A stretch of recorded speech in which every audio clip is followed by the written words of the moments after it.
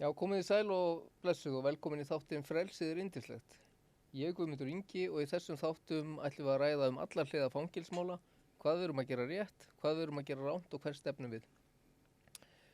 Í þessum þætti ætlum við að ræða aftur lokuð fangelsi, síðast tölum við Hólmsheiði sem er lokað fangelsi og nú ætlum við að ræða Litlahraun. Og til mín í þáttinn í dag er einn af mínum uppáhaldsfangavörðum kominn, Jóhann Páll. Hann er aðstoðarvarðstjóri á Litlahrauni. Vertu velkominn, Jóhann. Já, takk fyrir það. Þú ert fangavörður á Litlahrauni. Hvernig fangelsi er Litlahraun? Litlahraun er náttúrulega bara rótgróið íslenskt fangelsi með öllum sínum kostum og göllum og þetta er náttúrulega rauninni þetta er aðal afplánunar fangelsið okkar sem að við getum kallað loka fangelsi. Þetta er fangelsi þar sem að menn eru sem að ekki hefur verið hleypt í að komast í opin úrræði. Þannig að kannski á vissan hátt er Litlahraun íslenskt öryggisfangelsi en það er reyndar orðið breyting núna með tilkomu Hólmsheiðar að við erum svona yfirleitt ekki lengur með fanga í einangrun hjá okkur. Þannig að þetta svona hefur aðeins breyst en í rauninni er kannski Litlahraun, já, það er náttúrulega bara fyrst og fremst afplánunar fangelsi. Það eru nokkra byggingar þarna. Er þetta ekki eitthvað í kringum 80 manns eða 70 fangar, eitthvað svoleiðis? Sko ef að það væri verið í öllum klefum að þá fer þetta eitthvað yfir 80 en það er nú kannski sjaldnast alveg þannig að þetta er oft kannski á milli 70 og 80 á staðnum. Það er svona eftir aðstæðum að verið reynt að hafa færri í fyrra vetur út af COVID eða á síðasta ári og svo fjölgaði þeim nú aftur en ég held að sé nú aðeins verið að reyna að fækka þeim núna út af breytingu á vinnutíma fangavarða og það kom mikill fjöldi af óvunnu fólki inn þannig ég held að það sé svona verið að reyna að hafa aðeins færri á staðnum allavega í bili sko. Já. Hvernig er svona, eins og fyrir þig sem fangavörð, hvernig er svona venjulegur vinnudagur á Litlahrauni? Sko það er náttúrulega bara svolítið misjafnt hvernig vinnudagurinn er. Það munar miklu hvort að maður er að koma á næturvakt eða dagvakt. Ég sem aðstoðarvarðstjóri stýri þá einu húsi og með mér vinna þá yfirleitt allavega á daginn 2 aðrir óbreyttir fangaverðir. Þannig að vinnudagurinn hjá okkur byrjar yfirleitt á því að ég fer að finna til morgunlyfin og það eru opnaði klefar klukkan 8. Síðan er farið í lyfjagjöf og þá göngum við á alla klefa og gefum þeim lyf sem að eru á lyfjum. Síðan kemur svolítið hlé þangað til að fangar fara út í vinnu og síðan er þetta bara svona rennir í allan daginn, fangar eru að fara út í vinnu, út í útivistir, út í íþróttasal. Ég þarf að gefa lyfin aftur í hádeginu, það er nú reyndar mjög fáir yfirleitt á lyfjum í hádeginu. Svo er lyfjatími klukkan 5 og síðan stæðsti lyfjatímin er þá á kvöldin eftir innilokun, þá eru flestir á lyfjum þá. En þá er maður komin reyndar breyting núna á vinnutíma þannig að þetta er orðið kvöldvaktir núna þegar ég var að koma næturvakt í morgun sko og núna byrja næturvaktin ekki fyrir 11 þannig að það er búið að gefa öll lyf og þannig að ég þarf ekkert að standa í neinu slíku lengur á næturvaktinni. Já. Þú ert búin að minnast ansi oft á lyf. Já. Eru þið hjúkrunarfræðingar líka? Eða þið sjáuð alveg lyfjagjafir? Nei, já, sko, við fáum lyfin, sko, ég hugsa eins og þetta er orðið í dag, þetta er bara 98-99% af þeim lyfjum fyrir utan bara Ibuprofen og Paradafs sem við gefum, fáum við bara í boxi frá apótekinu þannig okkar hlutverk er rauninni bara að taka þennan skammt úr boxinu og setja í glas og færa fanganum. Við höfum að rauninni ekkert að öðru leyti neitt með lyfin að gera. En finnst þér þetta ætti að vera partur af starfi fangavarða? Nei, mér hefur aldrei fundist það svona með að við sem betur fyrir þá þekki maður kannski ekkert mjög margar aðrar stofnanir. Ég hef heyrt það allir þannig á elliheimilum og hjúkrunarheimilum og svona, þá séu það hjúkrunarfræðingar sem gefi lyf, þannig að Já, það má alltaf velta fyrir sér hvort að það sé rétt að fólk sem hefur ekki fagþekkingu í þessu sé að höndla með þetta sko. einmitt. En eins og náttúrulega bara það þannig að þeir sem eru búin að vinna lengi að þeir læra dálítið mikið inn á þessi lyf, því að það er nú eins og einhver læknir sagði í gamla daga, hann lægði nú aldrei eins mikið í lyfjafræði eins og þegar hann fór að vera fangalæknir á Litla-Hrauni sko. Þannig að kunnátt á lyfjum er mikil á staðnum. Já, já. En hvað nú hefur svona almenningur kannski svolítið, þeir horfa á fangelsin sem náttúrulega hræðilegan stað og sem að hann er svo sem, en ímyndin er svo að þarna séu bara tattúveraðir steraboltar inni og mikið læti, og hvernig er þetta, er fangelsi svoleið? Nei, það er náttúrulega sko, í fangelsi eru bara alls konar menn og ég segi sko, ég er búinn að vinna þarna í 28 ár, ég held ég hef aldrei kynst neinu sko hreinu illmenni þarna, aldrei sko. En það er náttúrulega bara staðreyndin svo að þegar að menn fara í neyslu þá breytist oft persónuleikinn og þeir verða oft erfiðir en sko svona að öllu jöfnu þá er þetta ákaflega fáir einstaklingar sem að er í neyslu í fangelsinu hverju sinni, allavega þessari neyslu sem er áberandi sko. Já, já. Þannig að yfirleitt eru þessi menn bara sama hvað þeir hafa gert af sér, þá er þeir bara flestir eins og annað fólk. Maður sér voðalega lítinn mun á þessum mönnum og öðru fólkinum, að bara þessir menn eru dæmdir til þess að vera þarna lokaðir inni. Já.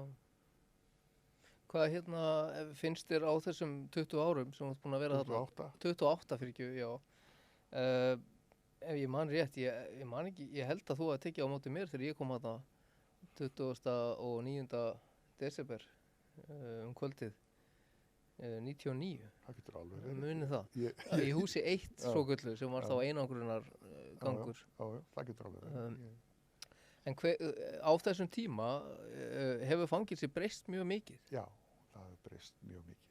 Sko, stóra breytingin sko er þegar ég byrja 93, ég veit ekki hvort að þið sem að eruð yngri munið eftir þessu, en það var sem sagt, þetta var í fréttunum sumarið 1993, það var kallað uppreisn á Litla-Hrauni og eftir það þá var farið í það að herða rosalega reglur og þrengja að þeim aðbúnaði sem að fangar máttu hafa og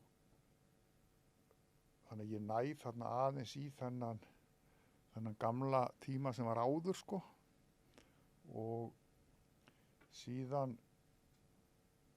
með tilkomi hús 4 sem að 95 eitthvað svoleiðis sem að fara að flytja í það að þá verður bara fangelsi allt öðruvísi sko og sem betur fer að þá breytast hlutirnir og þó að sumt sé kannski neikvætt að þá held ég svona á heildina á litið sé breytingin yfirleitt betri. Já. Ég man eftir þessari uppreisn þó ég hafi ekki sjálfur verið þarna á þeim tíma en það breytist margt, það er rétt og líka í reglugerðum til dæmis hættu menn að fá reynslulausnir eftir helming afplánar þess að voru með alvarlegri brot. Það var ákveðið þarna í kjölfarið sko. Það er þetta ekki rétt. Nú? Nei, ég held að það hafi ekki verið tengt þessu. Það er sem tekin ákvörðun það að sko, fram að þessu þá höfðu langtímamenn, til dæmis þeir sem voru þáttu inni fyrir manndráp, þá höfðu þeir svona einhvern veginn automatískt fengið helming og þessu er breytt þarna á þessum tíma. Ég fer þarna haustu 1993 í fangavaraskólan og þá er einmitt þessi breyting afstaðin. Hún verður þarna á sama tíma en ég held þetta hafi ekki verið tengt þessum. Það er sagan allan hjá okkur. Ég held ekki. Sko. Ég held að þetta hafi verið ótengt en þessi breyting verður á sama tíma. Það er alveg hárrétt. En fangahópurinn sjálfur, hefur hann breyst mikið á þessu tíma? Já og nei, sko, maður náði aðeins í rassin á þessum gömlu jöskum, sko, Já. sem að, sko, komu á Litla-Hraun, sem sagt, voru kannski búin að vera ykkur rugli og svo bara var unnið. Þau líti ekki á fíkniefni meðan þeir sátu inni, svo bara söfnuðu pening og en svona kallar eru kannski varla orðnir til lengur, sko. Nei. En Kannski veikara fólk í dag eða? já, sko, það er svolítið skrítið að þegar ég byrja að þá er réttageðdeildin á Sogni búin að vera í dálítinn tíma og maður heyrir þá svona sögur af mjög skrýtnum mönnum sem að höfðu einhvern veginn verið á Litla-Hrauni sem að greinilega voru mjög veikir en þeir voru svona flestir horfnir en mér svona, það er mín tilfinning, ég veit ekki hvort að það sé hérna hefur verið með ráðum gert en eftir hrunið 2008 þá fannst mér aftur svona svolítið fjölga af veiku fólki í fangelsinu. Já. En ég veit ekki hvort að, en auðvitað hefur allan tíman verið mjög veikir einstaklingar þarna, sko. Já. Já, ég meina við vitum að það eru alltaf einhverjir sem eru þroskaskertir, geðfallaðir með ýmsar raskanir sem eru vistaðir í fangelsinu sem sannarlega eiga ekki heima þar. Já. Það eru jafnvel sagðir fyrir dómi, sko, að þeir séu veikir, sko. Já.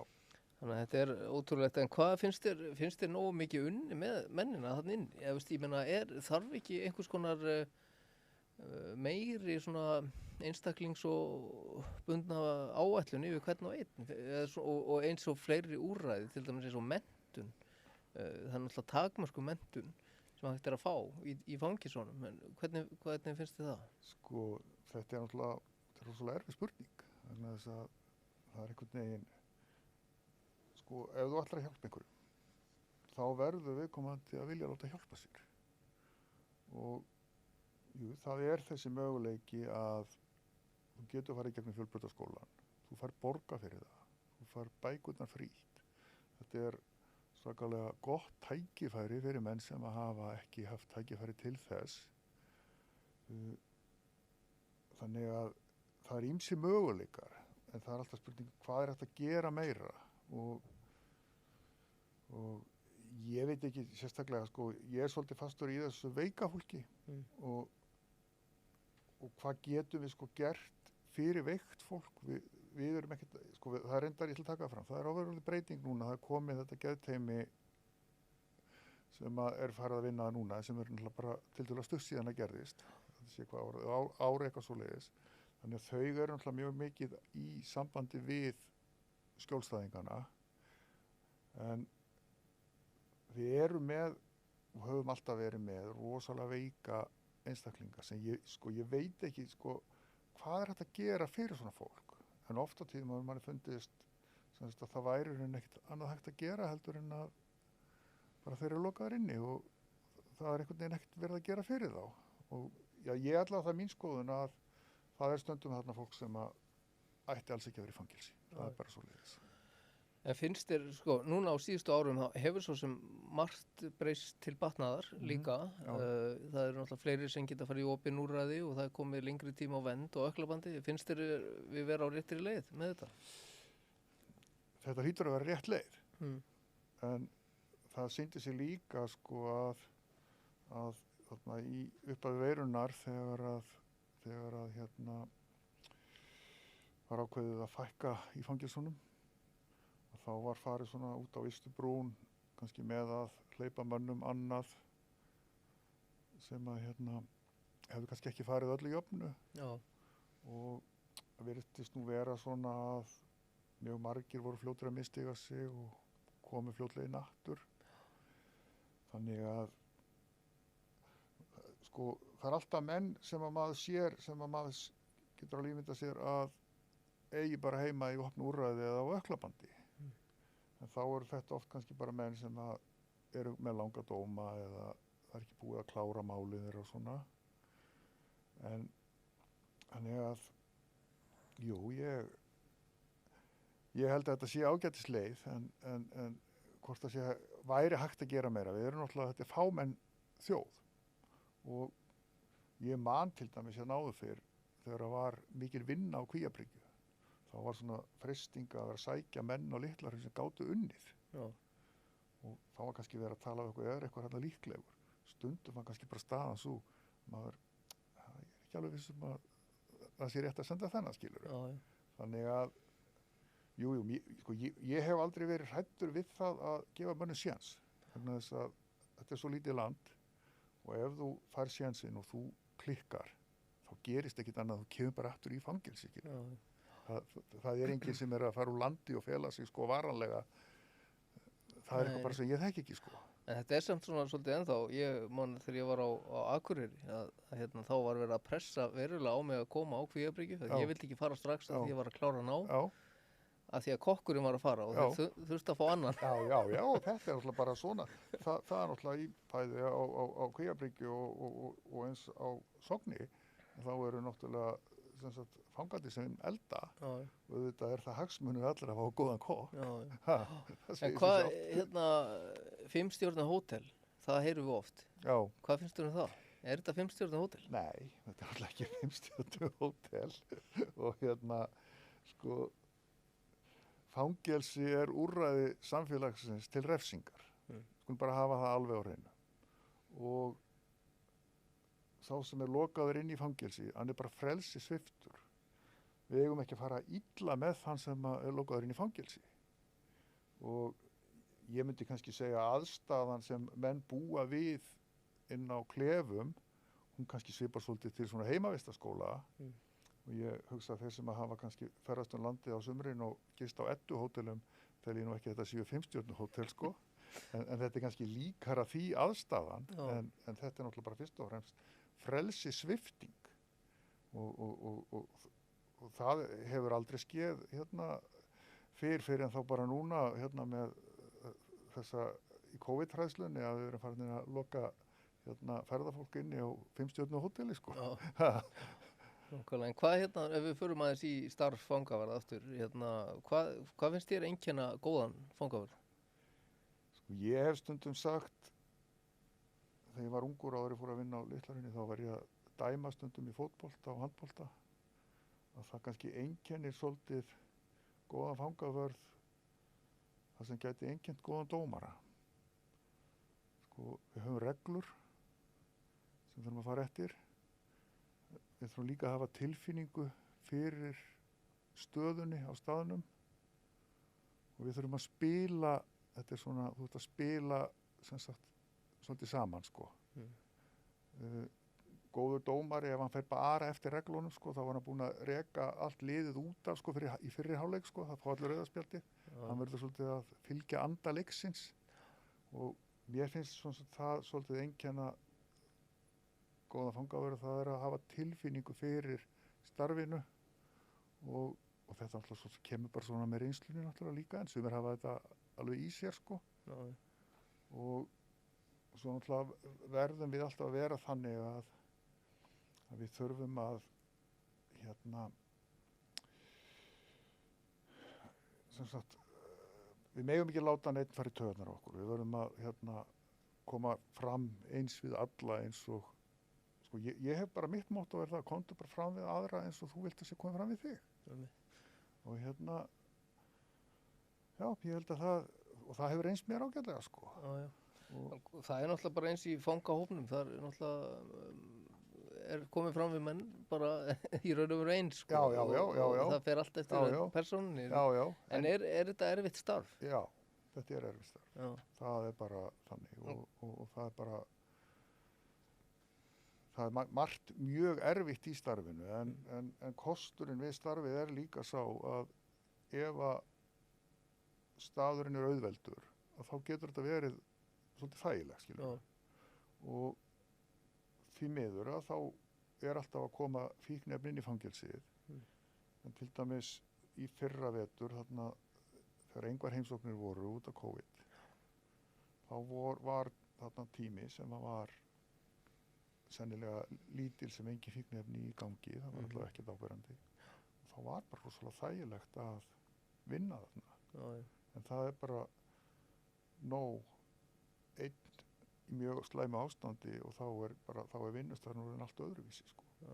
Þekkir eitthvað munin á, ég veit ekki hvort þú þekkir eitthvað starffangavarða erlendis, hvort það sé einhver munur á þeim, nú eru þið örugglega að sinna töluvert fleiri hlutum heldur en þeir eru að gera erlendis, ég meina þið eru sálfræðingar og hjúkrunarfræðingar og nánast allt saman, prestar. Sko, ég þekki ekki persónulega sjálfur, en það er nokkri vinnufélagar hafa farið til Noregs og unnið þar í tíma. Já.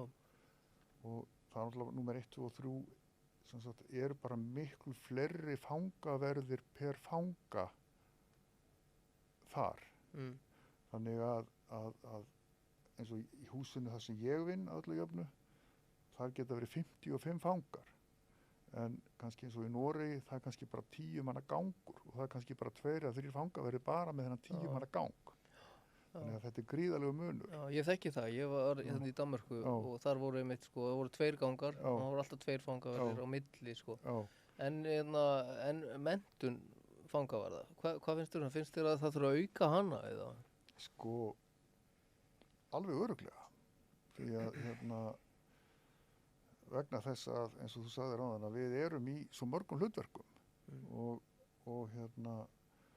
auðvitað þyrfti menntunin kannski að vera svolítið stílu þá inn á þessi hlutverk. Og sko, það má alveg velta fyrir sér eins og þetta hefur verið í rauninni 1 eða 2 annir fangavarðaskólinn, svolítið misjafnt. Þegar ég fór, þá var þetta bara 1 önn frá því hausti til jóla og svo hafa verið tímabili verið 2 annir. En eins og í Noregi þá er þetta bara skóli og það væri ekkert óeðlilegt að þetta væri bara svipað skóli og lögregluskólinn. Þó ég sé ekki að fara að kasta þeirri pólitísku sprengju að þetta er á háskólastigi, sko. Mér finnst það. Mér finnst þetta að vera á háskólastigi og að vera bara samhliða lögregluskólanum. En það finnst mér líka bara út af, sko, bara þannig að það séu farið að gera einhverja rannsóknir, skilur, í þessu málaflokki. Við eigum svo lítið til að þeim, sko, í raun og veru. Þannig en ég ætla að spyrja þig með, nú er náttúrulega, þið fáið örugglega mikið spurningar, kvartanir, stöðugt, varðandi svona kannski mestu ánægjulegustu stund þína í fangelsiskerfinu eða svona í þínu starfi. Var það kannski í gær þegar stjórnarráðið var að tilkynna 1600 milljónir í breytingar á fangelsinu eða var það eitthvað annað? Nei, það er, sko, ég held að, sko, mínar ánægjulegustu stundir held ég, sko, er þegar ég sé einhvern árangur af því sem ég er að gera. Og þegar við vinnum í fangelsi innan kannski stóran hóp af síbrotamönnum sem að hverfast út í samfélagið og við fréttum aldrei neitt meira af þeim, og þá kannski er rosalega erfitt hjá okkur að segja við höfum náð einhverjum árangur í starfi, af því bara við hreinlega vitum ekki hvort það var einhver árangur, og ef að einhver hefur tekið sig á og maður sér hann eða fréttir á honum einhvers staðar í góðum málum, það er ekkert mér að þakka, ekkert frekar heldur en skiluru að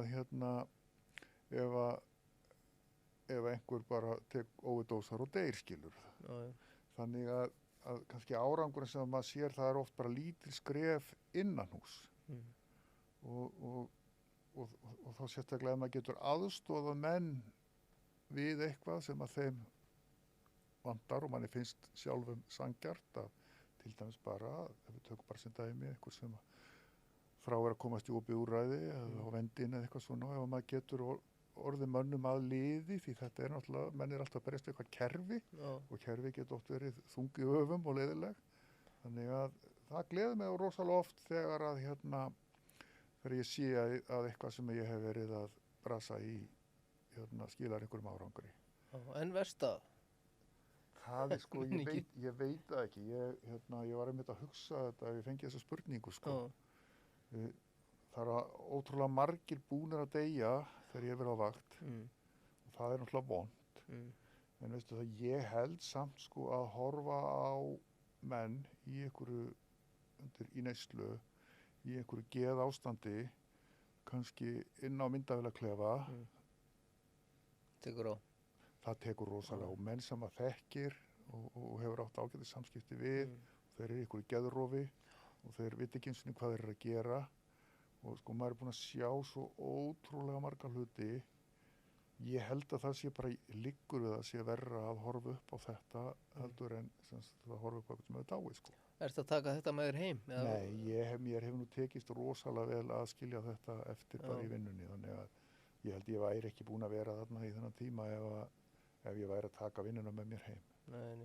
En hvað á Litla-Hrauni þá eru náttúrulega margir brotaflokkar og alls konar fólk en það eru ákveðnir brotaflokkar settir sér.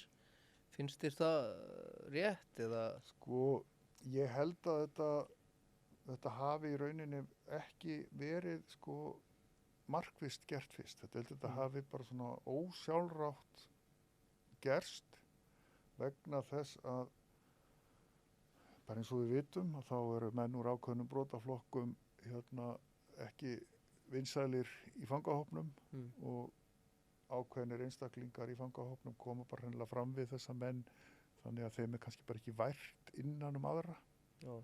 Og þannig að ég held að þetta hafi svona smá saman bara þróast í þessa átt á þess að einhver tæki einhverja meðvitaða ákvörðun það. Já. Og við erum í gamla daga þegar þú varst og þá voru menn sem kannski sátu inni fyrir einhver kynferðisbrot. Þeir létu þetta yfir sig ganga í nokkra daga og fóru svo bara út í hópinn og fóru til vinnu og þetta gekk alveg yfirleitt sko.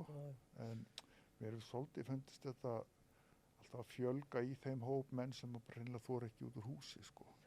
Já, ég hef held ég minnst á það áður í þessum þáttum sko að ég er á móti þessu, ég vill að þeir séu blandaðir. Mér finnst það hafi verið þægilegra fyrir þá líka og bara upp á seinna tíma að það sé ekki órói í fangelsinu en kannski verður þessu breytt. Það er náttúrulega erfitt að breyta þessu, færa þetta tilbaka virðist vera. Þeir eru núna, það er náttúrulega hræðsla við það sko. Það er nú svo skrítið með fangelsið að það er nú alltaf þannig að menn sem kom í fangelsi, þeir eru einhverja vini og kunningja og þeim langar að vera með þessum eða þessum og það er nú bara oft þannig að það er verið að reyna að verða við óskum manna.